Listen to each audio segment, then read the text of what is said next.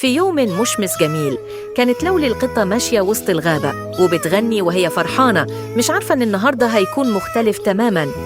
فجأة سمعت صوت ضعيف جاي من ورا شجرة، صوت بيتألم ويوجع القلب. جريت بسرعة ولقيت أرنب صغير اسمه توتو، رجله متعورة ومش قادر يتحرك، قلبها اتكسر عليه.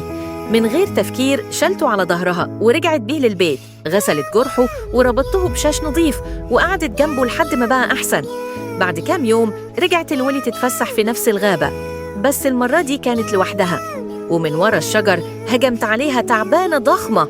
لولي اتجمدت مكانها وصرخت، لكن فجأة توتو نط من ورا الشجر، هجم على التعبانة وخوفها لحد ما هربت. لولي ما صدقتش، حضنته وهي بتضحك وقالت له مش ممكن أنسى اللي عملته عشاني. ضحك توتو وقال وانتي كمان يا أحلى لولي، وفضلوا قاعدين مع بعض وسط الشمس والزهور، بداية صداقة عمرها ما هتخلص. ولو الفيديو عجبكم متنسوش تعملوا لايك وتشتركوا في قناتكم.